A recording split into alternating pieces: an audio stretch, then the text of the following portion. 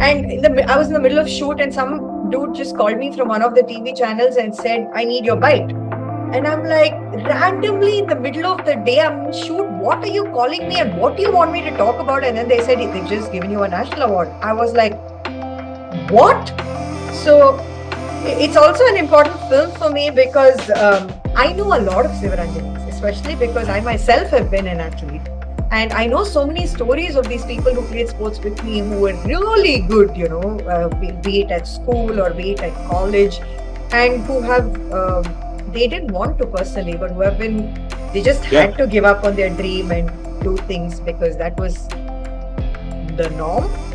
I had to decide, saying, you know what, I'm not going to play sport anymore. I've done it. I didn't wear the India blue, which was the biggest dream, but I at least played one international match. I got the taste of how it feels to play for India B team against West Indies or whatever. And I just quit. It was a very informed decision. And if the BCCI had been there, if there was a future, if there was something involved in it where I saw a career path, I would have never quit the sport, nor would have any of my teammates who quit around that time.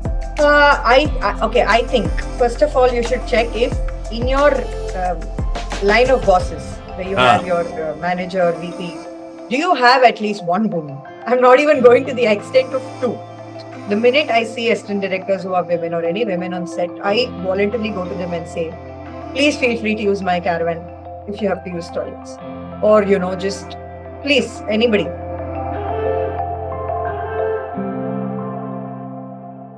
Hello, everyone. My name is Sunil. I'm from Training Sideways, and I welcome you all to my podcast, Accelerate Action Podcast, which is a very, very special podcast where we are calling in leaders from the field of diversity, equity, and inclusion, men who have become allies to this journey, and women who have done exceedingly well, and we can learn a lot of that. And women who have done exceedingly well and carved a name for themselves, and we can learn lots from them. My guest today is someone actually who is a phenomenal person who has accomplished so many things in so many different areas that it's very difficult to pin her down onto one. I'll tell you a little more about her. My guest is someone who I would call as an all-rounder, Masters in Social Work, specializing in human resources. She represented India national B team in cricket, has played for India Masters team in Ultimate Frisbee, is a stage actor who's also acted in more than 25 odd films in Malayalam, Tamil, and Telugu, and is the winner of Best Supporting Actor at National Film Awards 2018. Someone I've known for a really long time. Please welcome on my podcast, Lakshmi Priyaa Chandramouli. Hi, Shush. Hi. Wait. Am I supposed to call you Sunil? You can call me Sunil, Shush, anything is fine. Okay. Hi, Shush. Awesomeness. And am I calling you LP? Is that what you would prefer to be called? Yes. LP works. Lovely. So, I've known you for the longest time, LP, in various capacities. And I think today I consciously have, brought on a whole bunch of questions, which hopefully will get us to understand each of these various avatars that you have and how do they intersect with each other. Because I think you are one of those unique people who's been a sportsman, who's been an actor, who's been an HR person, and who's been on the training side of it also, You'll have to repeat that. Not sportsman, sportsperson. Oh, sportsperson. You can actually on this podcast. You can actually tell me that, and I would think. Okay. No, change it. Okay. So, I wanted to ask you about your multiple personalities, LP, because I know that, you've been so many things. Number one, you've been a sports person. You have been someone who's been a film actor, is a film actor, who's worked in stage and theater, who's also been in the HR side, and you've been on the training side working with clients. So you've done it all, and you're doing it day in and day out. So I'm going to ask you a whole bunch of questions, and in the context of Accelerate Action, which is the theme of this year's International Women's Day. So, are we ready? Yes, of course. All right. First things first, let me first ask the most difficult question. Since you're so many things, when it comes to you describing yourself, which avatar comes to your mind and say, this is who I am? See, currently, I think I would say I'm an actor. because that's what I'm prioritizing right now. Rather, the rest of it is like number two, number three kind of a thing. And I also very proudly say I'm an actor because I feel before I took up acting as my full-time profession, I did have this major struggle of, okay, when I introduce myself to somebody, what do I say? Like, okay, Yeah. I'm Lakshmi Priya and what, so that was a bit of, I didn't want to say I'm Lakshmi Priya and I work for this company, or I'm Lakshmi Priya. I wanted to say something that I do basically. So after quite a long search of what I really want to do and stuff, I've found this beautiful profession of being an actor, which I absolutely love. So I'm very happy to say currently I'm Lakshmi Priya the actor. So yes. All right, lovely. Since you started off by describing yourself as an actor, I'm going to Yeah. stay in the present and ask you this question. So I know that,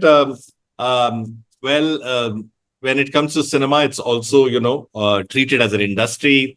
The captain of the ship, many times a producer or a director, similar to somebody in a corporate where, you have a leader or a vice president running it.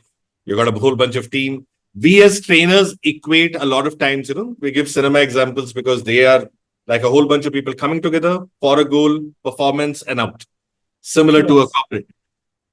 As you have traversed from the world of HR into cinema, um, uh, give me a sense of, what did you pick up from HR which you were able to use in cinema, and vice versa? From cinema, have you picked up something which you think is applicable to HR? Let's pick up the first one. Like HR to cinema. Um, Yeah, so I will have to say that the people skills that I picked up in HR go a long way in everything I do in life, right? Just like when you're working as a HR person in an organization, it's so important for you to look at everybody as the same. Like it's, whether there's somebody who's just joined an organization or whether there is a CEO, the HR services that you need to provide to them have to be the same, right? Just Mm. because someone's just joined the organization, you cannot like put them last in priority or not do whatever they request you to do. So I believe that the people skills are so important. And the fact that you look at everybody as equal or on the same platform rather than give importance to somebody, not give importance to somebody. Obviously, respect or whatever, because the person is a CEO in the higher position, all of that comes up. But just the basics of dealing with people as people, I feel is so important, as a HR person. But very honestly, the film industry, I'm so surprised to compare it to a corporate because I always say a film industry is so unorganized. It's absolutely the opposite of being a corporate. Yeah. And in terms of multiple things, right? When you're getting into a corporate, for example, that if you're at the joining level, the next is whatever, assistant manager, next manager, then vice president. You already have your corporate ladder, what we call laid out Yeah. for you. You have a path. You know exactly what you're working for every day. What is the next possible thing? When you're working in cinema, you have no idea. There is no path. Like Yeah. I sometimes I even wonder, like, what are we working towards? Like, what is a big dream? When you say, yeah, being an actor is a big dream. Okay, you've acted in a bunch of films. Then what is next? We don't Ah, know. Is it? Are yeah. you supposed to look at it in terms of how many films you do, or what Yeah. kind of roles you do, or Yeah. is it dependent on the success of your films, or is it how much money you make? I don't know. Like it's a it's a maze. The film industry is nothing like a corporate, except for what you said, people coming together for a common goal, which is obviously teamwork and whatever. But apart from that, I feel like they are so vastly different. And hence, because there are no proper structures as well in cinema, the hierarchies exist that are crazy. Like they are unsaid hierarchies, right? There's Yeah. Yeah. nobody, at least in a corporate, the hierarchy is laid out. A CEO has been the person who's in the top or whatever, your MD or a CEO, because they're the senior most. They've been in the organization, they've worked hard for it. So it's laid out. Everybody knows that he's a CEO and hence he needs to be respected. In cinema, it's so unclear. It's so Mm. unsaid, the hierarchies. You don't know why a certain person gets more respect than the other. You don't know why a certain person gets treated in a special way while another person does not get treated in a special way. Correct. Yeah, you do have the things of, okay, if they are a bankable star, marketable, if they are a star, they get treated in a separate way. Or even in terms of the crew, I'm not even just talking about the cast, right? In terms of the crew also, the treat. So you don't know until you go onto the set how you're going to get treated in this set. I guess it's the same for a lot of people who work. As opposed to a corporate, you know exactly when you walk in how you're going to be treated, what's going to be happening. So I think those are the major differences. I guess what you asked for the similarities, but I guess there are. How did you keep, or how do you still keep yourself motivated for waking up the next day and still gunning for something which is not very clear? It's ambiguous. You're going to figure out. Yeah. How do you do that? Okay. So first thing first, when you spoke about I shifted from a corporate environment to cinema, how did I deal with it? I literally cried on my first day on set, which was my first movie where I had not even decided that acting was going to be my career, right? The first movie just happened and I went because of curiosity. I went to the set because I'm like, I've always been an audience. I've never like gone onto a set to see what actually happens. So let me actually go see, it's fun. Like my entire life operates out of curiosity. So that's how I went on set. And I went from being so busy in the day where every half an hour so precious, you get so much work done Yep. and, you need to get so much done to just waiting on the set. You're Ah, just ready and you're waiting. You're just like waiting and waiting and waiting and you don't know what's going to happen. So by lunch, I had lost it because I was like, what am I doing? I could have finished yeah. so much by this time. And since it was my first day on set and it was in the middle of the city, a friend visited me on set and I cried. I said, I don't want to do this. Let's, get back to work. Let's just like go. I have so much work to do because I was still working, right? And then I was working with Avam. And when I went on my first day, I was with Avam. And then I was like, I don't want to do this. Let's go back to work and all. And then, this friend said, no, no, no, you've started this. Just go through with it. It's about all said and done. It's about 10, 12 days of work. So just go Yeah. through with this and see what happens. And so that's how it started. The Whoa, differences I can started imagine. with one full. I mean, come on, a national award is no mean feat. I mean, it's a national award. I mean, I Yeah. want to know how did it feel? And I know that you spoke about it, saying that it gave you a lot of validation to the work that you were on and the Yeah. journey and the people who supported you on this journey. And I think everybody needs that, and especially I would feel women, whether it's a corporate space or the space and all, everybody's looking for role models, right? Because it is difficult. Like you said, allies are hard to find. It's not easy. Everybody has their own agenda. Then still you need to carve. That's not just economic, but also your own identity, and you're figuring it out. In that kind of a journey, there's like a real boost, right? When you get a significant award like this. Tell us what what made it happen, and how do you feel after that?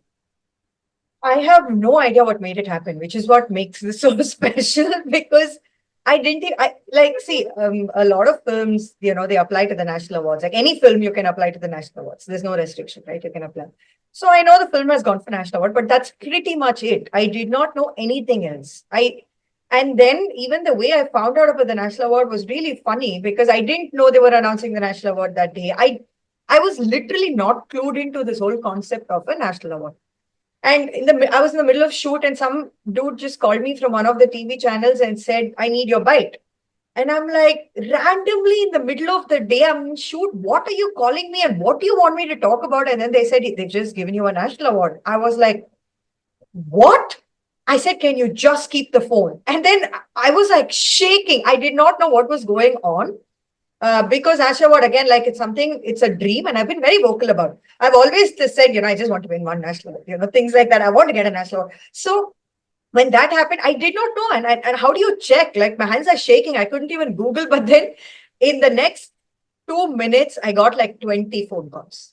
And so I had a friend who called me and I was like, okay, can you check if my film has won a national award or have I won a national award? Like, I just need to be sure. Like, I'm definitely happy if my film has won a national award as well, but I just need to be sure. So then my friend checked and sent me screenshots of the fact that my film won. So the fact that I did not even know, because honestly speaking, a lot of times when I've spoken to film people or whatever and said, what, I have this thing, I want to win a national award, they've always said, listen, it's not that easy. There's a lot of politics. You need to like lobby. You need to know the jury. You need to know this, that.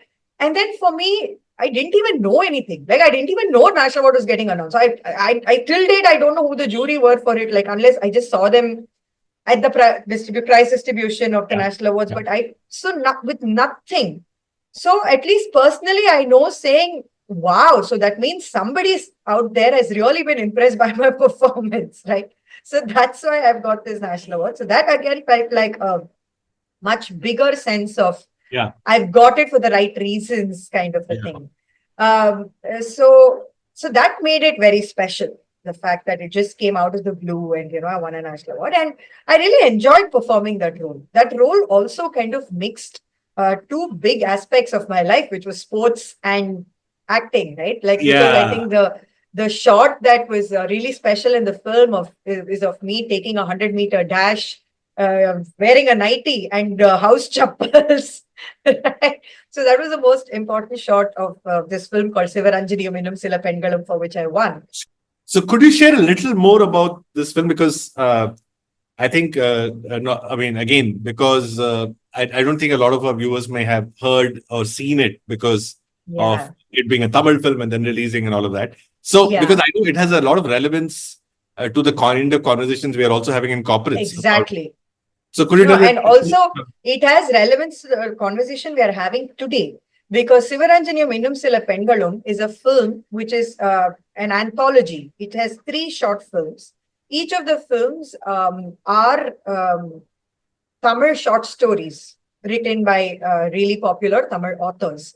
And all of them talk about women and what has been their growth in the last, because the first movie is around the 1980s. The second movie is the 1990s, and the third movie, which is Sivaranjani, which is mine, is 2005 to 2015, around that range. So the first one is Saraswati. Again, talks about women in the 80s and what kind of struggles they had back then, which was outright, like, talks about dominance of the male in the household and a little bit of domestic violence that happens and struggles.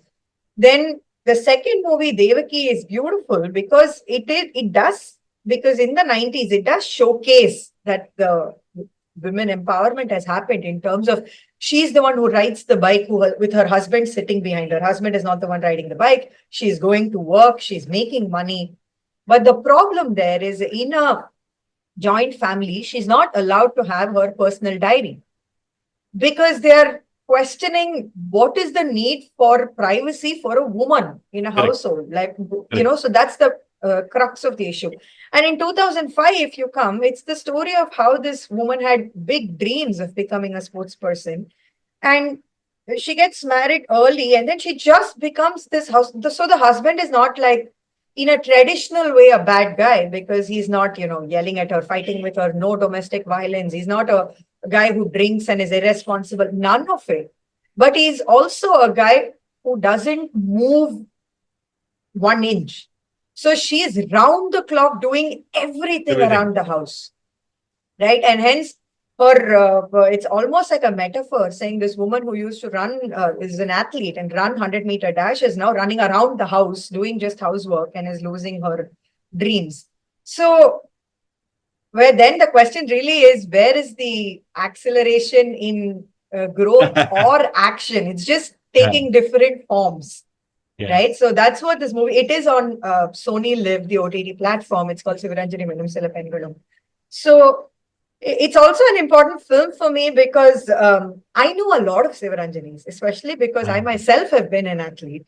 And I know so many stories of these people who played sports with me who were really good, be it at school or be it at college, and who have, they didn't want to personally, but who have been, they just had to give up on their dream and do things because that was the norm, right? It is not even like it's just a norm. It's like they just question saying, what are you going to do in life? That brings me back to myself, and why I quit sports, right? Because I was playing cricket and I played for the India B team. I played an international match against the West Indies, and I was in the India Pro Girls. I was in the Junior India camp, and I quit the sport when I was in my peak. I was like 19 years old, 20 years old, which is when you peak in your form as a sports person, you know. And at that time, I had to quit the sport. It was again a personal choice. Nobody made me quit, but it was a very informed decision to quit the sport because at that time, I had to pursue a post graduation and a career. Like when post graduation comes, is when you get serious about your life path, right? You're setting yourself up for future. And the other way was to continue your sports. And at Hmm. that time, I'm saying way back in 2004, when we are discussing what I should be doing, 2004 was women's cricket did not have a future at that Yeah. time Hmm. because the jobs we got for cricket players in the state, like I could have done any course or I could have just got it. Like I didn't have to be a cricket person to get that kind of a job. I felt like even if I did a basic post graduation, I'll get a better job than that or a better future. There was no promise of any kind of money in the sport Yeah. because Yeah. till then we were putting in our own money to go play this game. Like there was hardly any money involved. Um, and so, because BCCI was not linked to the Women's Cricket Association, there were two separate associations back then. And so we had no money for the Women's Cricket Association. And you are not like you know, you're 19 years old. You're not going to think, oh, 5 years from now, maybe BCCI will take over then there will be future. So I'm good. You're just thinking, saying, no, what if that doesn't happen? Yeah. Then what happens to my future? So Yeah. at that point, when you have to make those choices, it's I had to decide, saying, you know what, I'm not going to play sport anymore. Okay, I've done it. Yeah, I didn't wear the India blue, which was the biggest dream, but I at least played one international match. I got the taste of how it feels to play for India B team against West Indies or whatever. And I just quit. It was a very informed decision. And if the BCCI had been there, if there was a future, if there was something involved in it where I saw a career path, I would have never quit the sport, nor Yeah. would Good. have any of my teammates who quit around that time, right? All of us who quit for a better future, none of us would have quit the sport because we loved playing cricket. None of us quit because we didn't like the game anymore or we weren't doing well or anything like that. We quit because, you know what, we're growing older. We need to find a way to. So, yeah, but I'm glad at least there has been major changes in women's cricket, and now girls can just take up the sport and not have to worry about anything, which is great. Yeah. In fact, one of the things, I mean, I was reading about, I mean, when we talk about parity, right? In sports, of course, also there is quite a disparity in terms of both Absolutely. opportunity and the monies people earn. But I think this year, I think the World T20 Championship had the same prize money for Prize both money. men and women. And I guess that's where it's changing. And Yeah. I mean, and that's why when you say that, I know a lot of Shivaranjanis and you yourself have been in that space. Yeah. So, yeah, I mean, at a certain stage, you took a call, but you kept going at it. I mean, and found another career, and then from there something else. So I think even that, to be able to do that, is one about privilege. Second, about your own zeal and your own. I'll keep at it, right? Yeah. Keeps going. I think we spoke about this in when one of the last times we had met up. And this is this test which I think in 1980s came, which was invented by Alison The Bechdel test. Bechdel test, right?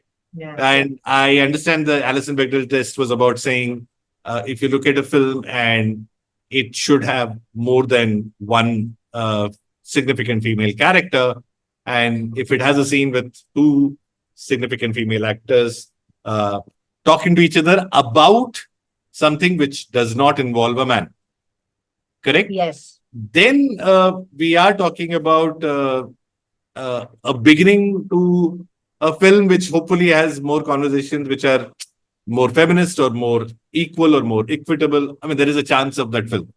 And I know that we spoke about it earlier also. I mean, you're aware about this test, I think, right? Yeah. Yeah. Yes. Yeah. Of course. I want to know that, of course, I mean, I know that test fails a lot in cinema with the A way lot.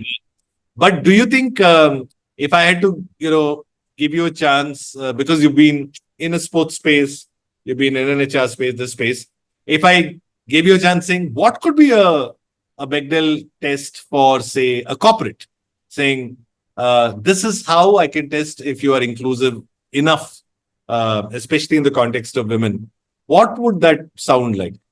Okay. I think first of all, you should check if in your line of bosses where you have Ah, your manager, VP, do you have at least one woman? I'm not even going to the extent of two.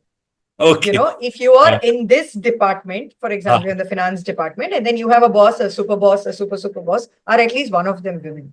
I think that itself will be a yeah, yeah. great test True. because just checking if there are women in power positions, in decision making positions, that itself will tell you if there is some sort of fairness in the company you work with. Yeah. Ideally, I would like to say, is it 50-50? Like if you have four people above you, are there two men, two women? But right now I'm saying we are not, I don't think we're there yet. So at least is there one woman, you know, that would be for the current situation. And ideally it should be a 50-50. Yeah, because overall percentage of women in India is around 20 to 25, hovering around that. Yeah. Goes in different industries. Yeah, but you're saying, yeah, having somebody in the leadership position, very crucial because that shows the commitment of them also and also actually makes a difference because otherwise Yes. you have only men who are in the powers, in the position of power. Correct. Yeah. Yeah, correct. And what about the fact that in terms of your peers, I also want to figure out. I know again you come from an industry where everybody's fighting for their own space, even in sports for that matter. But at some level, there is also the women for women kind of a space. Have you seen that? What are your thoughts on women for that matter in the world that we live in? Women for women, especially in the film industry, is so required, because there's so much that happens.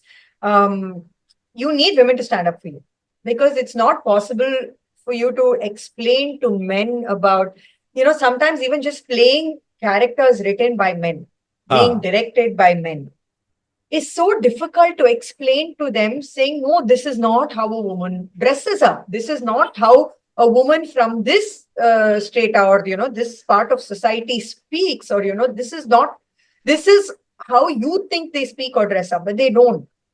ah, This is how they do. This is normal. So it's very difficult. So you need somebody in that set to come and back you up, which usually is another woman who comes and says, yeah, she's right. People don't talk like this. People don't dress up like this. So it is, I'm saying, right, something as simple as that to ah. something as big as, I'm not even going to the level of if there's an harassment, you need somebody to, I'm saying something as simple as on most sets, film sets, you will, there will be caravans for lead Hmm. actors and for like the top crew, maybe the directors and photographer. But nobody thinks about the women on set. Hmm. There are no toilets for them. There is Hmm. no space for privacy for them. There's absolutely nothing for them, whether Hmm. you're a junior artist or whatever, right? So what happens is like the men find their way, like even if they want to like, pee or whatever, they'll just go, and women can't do that. They need a space. So if you have to change a costume or something, they will send them to some space and quickly say, okay, you have 5 minutes, change and come out. And that's pretty much it. And then what will they do? So I feel it's a very basic requirement. It's Yeah. provide toilets for women on set. It's a very Yeah. basic requirement. If you're shooting in a building that already happens to have a toilet, then well and good. But a lot of the times, films, you go shoot in the middle of forest, you go and shoot in places where there are no buildings around, there's nothing around. And even at that time, most sets do not think of hiring a caravan or a mobile toilet or whatever for them. This is Yeah. something so basic. I can't even believe I'm talking about this in 2025, in a thing, Yeah. but this is so basic. So a lot of times, my only way of being there or supporting as a person on set is the minute I see assistant directors who are women or any women on set, I voluntarily go to them and say, please feel free to use my caravan if you have to use toilets. Or, just please, anybody, you're okay. I tell the costume person or whoever is there saying, listen, my caravan is available for any woman who wants to use the toilet. So just, it's okay, you open it. So, sometimes there are checks, like when I will send somebody saying it's okay, go use the caravan, the caravan Anna who's actually taking care of will not let them in. They'll be like, no, this is ma'am's caravan, you can't get in. So you'll have to inform the production people and say, no, it's fine. Either you set it up for them or you let them use mine, kind of a thing. So that's, I think, of course, there are bigger ways on how women can be, support them, promote them, all of that. But I'm saying this is the basics. least, it's the basic things. And it's so beautiful that Kerala, the Malayalam film industry, has a women's collective, and they are doing some fantastic things there, and I'm very much in awe of them. And hopefully someday a bunch of us have discussed starting something like that in Tamil as well. So hopefully someday soon we will have our own collective. We will, do things. Yeah, I think it's happening. I mean, Kerala has shown the way, and I did hear of a bunch of people in Kolkata also, Yes. the fraternity coming, Chennai, Bombay. And of course, there are so many of these concerns, right from, like you said, as basic as, restrooms to safety to accessibility, which are not on the table at all. So once you have enough people talking about it, it will be brought to attention. Which is, it happens actually, like when recently I was traveling across India for a FMCG company, and we were doing work with sensitization for men to support women in the frontline sales, right? That kind of a conversation. So when we went across, we realized, for example, that in Kolkata side, I mean, in West Bengal, somebody's invented an app which actually locates clean restrooms for women in a village or blah blah, or petrol pumps and all that, right? So again, it's something which everybody can use up, but earlier nobody even knew where to go. So structure supporting is so crucial. It's like you said, it's basic. On top of it, it will only happen when voices speak about it and something else happens. And you say that, no, like you said, you are offering your caravan. Somebody else out there is saying, we can only work when these basic 2-3 things are provided. Yeah. Which is amazing, because that's why you need to be in positions of power, right? Like I'm not in a position of power. For example, I know that for Cate Blanchett, the Hollywood actress, she signs her contract only if there are certain requirements where she says there's at least 50% women on set, that these basics are provided for women, that women are working in more areas. So she has a bunch of rules. And only film sets that are able to accommodate all of those rules, she signs those films, which is amazing. Like if you are in that position of power, then you can actually do things like that. Yeah, like when you were saying that for women in sales, etc. I was just thinking, I'm pretty sure when people are recruiting, if the minute they say woman on the resume, they are saying that, nope, it's a sales role. I don't want this person, right? Because I remember back when I was a HR student and I had to go for one of our college projects where you had to go to a company and work, whatever, summer projects or something. One of my seniors who studied in Madras School of Social Work, where it's not even an MBA, we spent so much time talking about women empowerment, equality, and all of that, right? In our course by itself, by the nature of the course. Across my face, that dude just said, me and another male classmate of mine, both of us have gone in for the interview for him to pick us as interns or whatever. He's just telling me on my face, saying, no, I think I can take him, but I can't take, because you might have to do late nights and all, and I can't be responsible for your safety and all of that. So I'll take him. You, because you're a woman, I can't. I was so furious as a student. I remember I came straight back. I was late. I didn't care. I barged into the principal's office. I said, this is not done. What are you teaching your students? Like somebody in front of my face said this. And, so we were pretty aggressive students back then also, because I was like, this is not cool, man. Like you could have told me anything.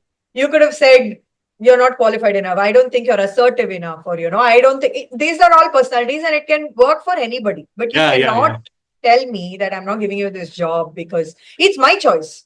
You give me that choice. Say, okay, we work till 8 p.m. Will you be okay with that? It's my choice. If I say I'm not okay with that, fine. But you cannot tell me that I am not okay with you working with 8 p.m. Like who are you? Right? Yeah. So if back then it existed, and I feel like even now that kind of a bias does exist. So I was just I was just thinking now that we're talking about accelerating action and all Action. of that, it should move towards what can you actually do to clear out this and all of that. So I Yeah. was thinking one of the big things we always talk about is unconscious bias, right? Yeah. Check a resume, and what if you remove the name and gender? Check the resume, check the qualifications, and then see if a person fits or not, and then take the Mhm. interview. Like the Mhm. minute you see somebody's woman like rejecting your their CV or resume is not cool. Like I feel like companies should do something like at least first round of interview is without a bias. Oh, yeah. Somebody Anonymous CVs could be anonymous a great CVs. idea to make this happen. Yeah, because there itself there is a huge chance that people don't get selected for roles because of bias. The Yeah, other piece is why people don't apply enough because they don't. That becomes more like for example, you said, na, people may not get into a sport or cinema because they think, oh my god, I don't think it. I can make it because of other things, not talent. yeah, Similarly, women thinking that I don't think I'll fit into this company because I'll not be able to fit in. Whenever I talk about equity in organizations, I find it very interesting that as soon as I say, okay, here's somebody who's coming on a wheelchair, would you, what would you do? So you'll say, no, no, I'll provide the ramp, I'll do this, all of that. Then I say, will you, and now a woman is coming who's post maternity, what will you do? And it's silence because they don't see that both people at different stages have a need. And when you actually take care of that need is what is called equity. And yeah. that is what is needed. And that could happen to a man also for that matter. I think most people don't even know the word equity, right? They only know equality, and they think that this whatever is equal to LHS is equal to RHS, but they don't Yeah. understand equity. It's Yeah. a very important thing. I think we need to move from speaking about equality to speaking about equity because that I think is so important. And I come from an industry where the word feminism is looked up in a negative way. Ah. They look at you saying you're a feminist or you're dangerous. But I'm like, technically, you should also be a feminist, and everybody around you should be a feminist, not Yeah. just me. Yeah. So they just think that if you're a feminist, then you're going to make some unreasonable demands. And unreasonable to them are basics for us. Yeah. And when so yeah, it's huge. I don't even know where to start because it's a whole lot. If you dig deep, it just goes on and on and on. Super. That sounds great. One more thing, and this is from an outside observation. I know that you play Ultimate Frisbee, right? It's a game which typically it's a no contact sport. It's a lot of stamina, running around, strategy, multiple things, all of that. But I know that in that game, there's a lot of times when you play in teams where there is representation of all genders being there, right? But the rules don't change. It's the same for everyone. Everyone is running. Everybody needs to have the same stamina and all of that. I want to know. I mean, I don't know if you've ever reflected. Maybe you have not, but I wanted to think about saying I find it very similar in a manner to a corporate, where again the majority are men in a team. The lesser are females, but the females have to stand up. They have to find their place, and the men might think, "Hey, why do we even need women for in this game? I mean, we are stronger, better, easier. We can high five. I mean, whatever." So I find it very like how do you or I mean you and you've seen I'm sure more women also playing this game. How do they find their place in the team? How do they find the respect that they deserve among others? How do they navigate? Or is it like everybody's playing a play sport and all are nice? I mean, See, even in that sport, the sport itself has come a long way. ah, What one of the things that really attracted me to the sport was exactly this point. It's a mixed gender sport, yeah, right? So either the team has. So when I started playing, now there are seven members on the line that are playing. When I started playing, five were men and two were women. Women were required, but from then to now, where every alternate point you have four men, three women, and then four women, three men, right? You're alternating, and so it's an exactly equal number of men and women. Sport yeah, has grown as well. And earlier, when it was five men and two women, the women could actually hide. It's okay. if they were it. Now the women cannot hide, which is awesome. Like the women have to pick up and they have to be as good as the men because it's the number of people in the team, right? So if three of them are poor, then your team slacks. It's like Right. you're Weakest as link. good as your weakest link. So the women also have to pick up their game and be as good. There's no more hiding, which is beautiful. And now they are both equally responsible for a team's win or loss or whatever. So we got it. The sport has come to that place. And it's a Ah, much, much better sport to play now because everybody feels equal. Everybody, now the men also realize that this team will do well only if the women do well. So they are also now at practice giving that importance to women, helping them get better so that the ah, team can do better. I think that's a very important point. So you will have to bring a corporate also to a place where the men also realize that your team is only as good as how every member of the team is. So they have to start providing the support to the women if they feel, and it's only a small bit of handholding, trust me. Like after a point, the women take off. Like once they know what it is, then they lead the way. Like you don't need anybody to support. It's only that initial bit of if you feel like they are not up to this level or whatever. It's just an initial bit of handholding and that support that the men provide to women. And then it's just they're all on par. So I guess the same works for corporate where the men need to start realizing saying the women are as important in the team. And what can we do to get them to the level for the overall upliftment or benefit of the entire team? of course, you find allies in men because they are there already. Yeah. But accelerating action is also about how do you make that happen? How do you incentivize or motivate them? And one of my speakers was saying it has to come from within. People truly believe. And then another speaker said, but it can't be always saying, if your daughter came to office, what will happen? And then you feel for it. You have to have a certain beyond yourself perspective that, hey, I'm Yeah. working with a whole bunch of people and we all need to grow together. Yeah. I also think like it comes from okay, so it's if you say it all starts with empathy. When will empathy happen? It's when you actually genuinely spend that time to understand what the other person is going through. Right now, Yeah. if you constantly keep saying that, oh, they are not up to speed, they are not working, whatever, what is it? Why are they not doing? And if you try to understand and give some support to help, and I think I also am a believer saying at one point you need to stop looking at them as men or women or whatever gender and just say that, okay, you're a good employee or not good employee. But we are not there yet. Now we have to Yeah. make some sort of compulsion to make it equal, to make the numbers equal. And then from then on, it's that person to themselves. Who does Yeah. well stays. Who doesn't do well doesn't stay, right? But for that to happen, you need to at least give the opportunity to see, if people can do well or not. Right now, we are still at that stage of providing opportunity. Yeah. Once enough opportunity has been provided is when you will know who sustains, who doesn't, Yeah. last person standing, It's whatever. not it's not level playing field yet. So let's make Yet, it. And like in the game of frisbee, like you were saying, you then start seeing the growth of everybody. And I feel right now it's still a 7-2. I mean, 5-2, right? Hmm. In a playing field of seven, it's still five men and two women in the corporate.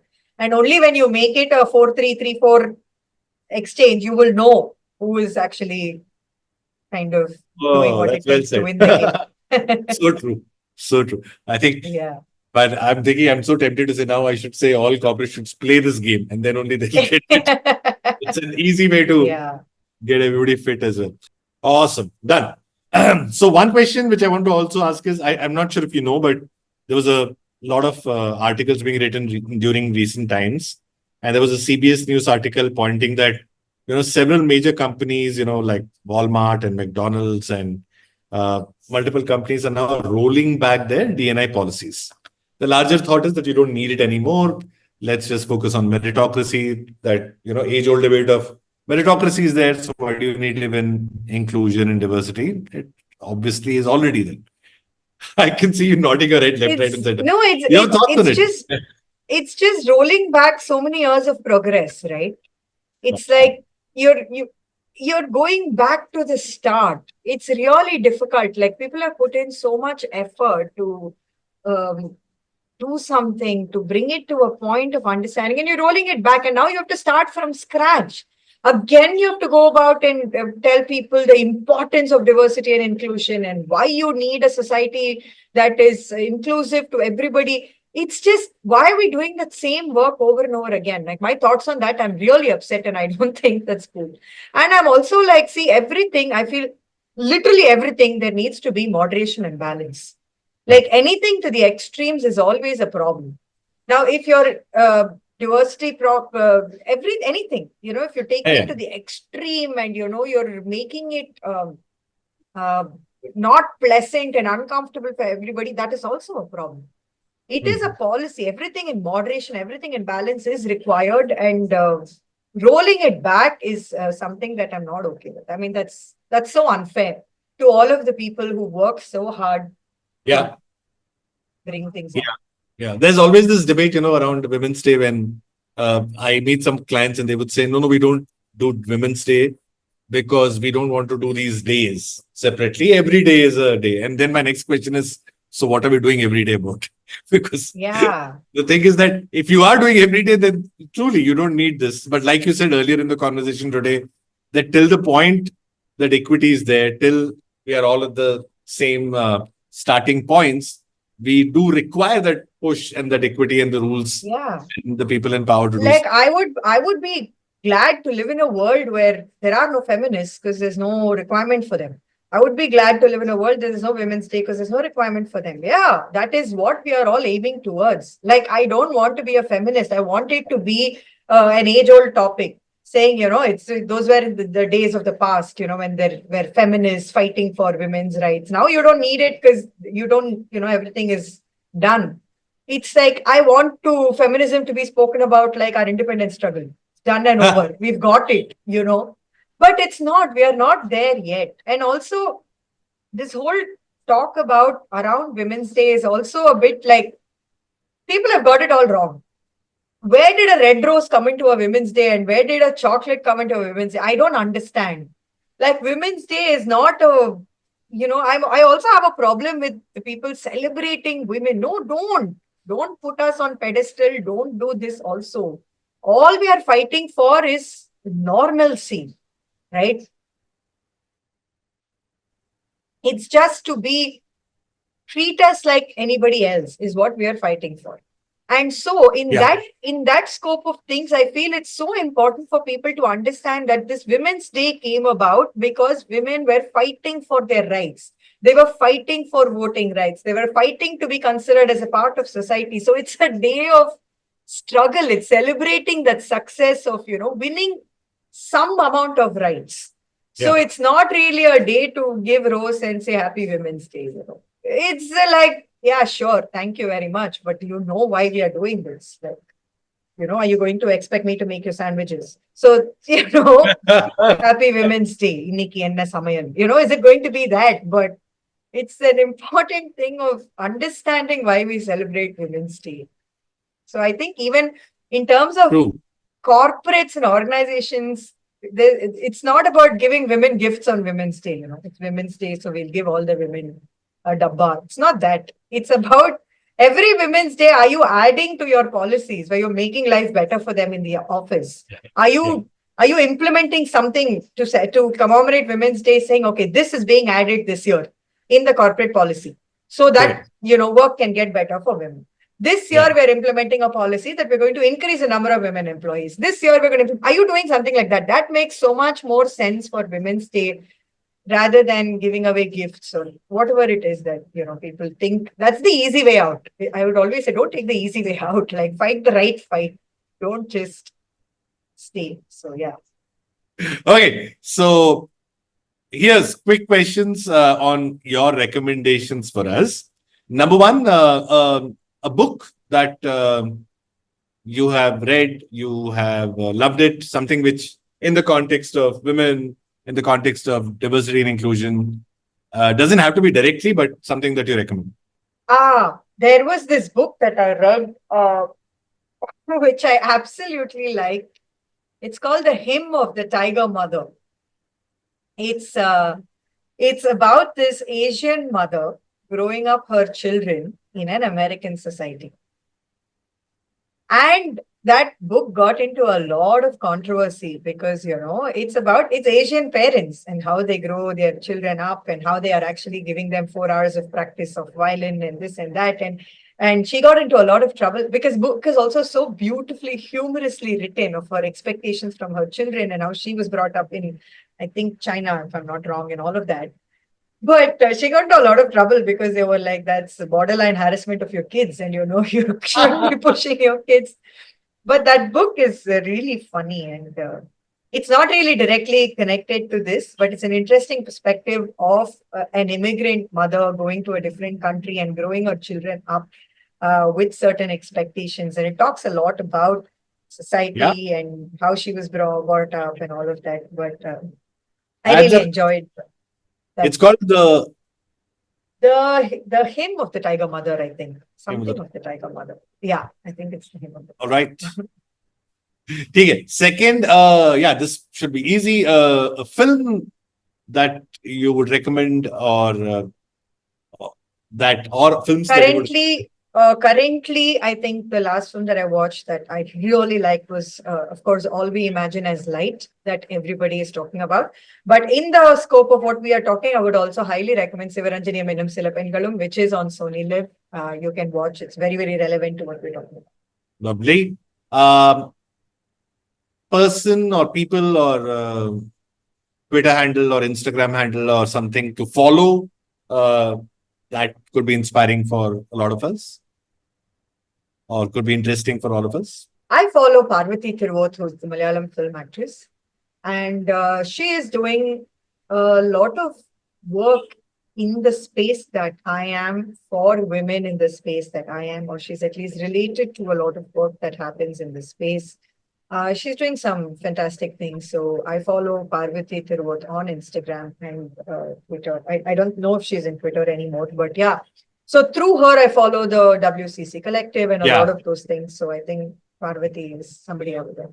Yeah. I think even Revati, Yeah. speaks a lot of Revati, that. Parvati, all of them are doing a lot of very good work.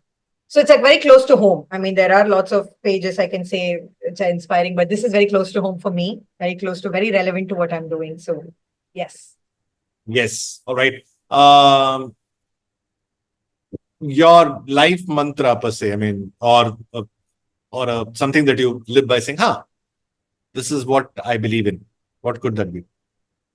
Yeah, I totally believe that if you don't give up working towards what you want, it will happen. Especially, it will happen because it's like, at least this also is a life mantra for me currently because of the industry I'm working in also. It's very uncertain, right? But I just know that if you don't give up, you just put your head down and keep working without focusing on what the results are, Just keep strengthening yourself on what you have to do. Good things will happen. There is no doubt about it. It will happen. So yeah, I mean, that's what I believe.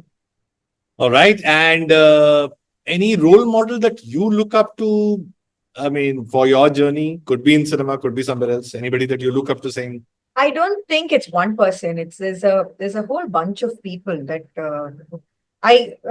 for me, like anybody who's really good at what they do are very attractive and very inspiring. And so it changes from time to time. I mean, it could be anybody. I'm saying it's not just stars or if I watch a lot of cookery shows, it could just be a chef who's very good at what they do and how they've grown over the years.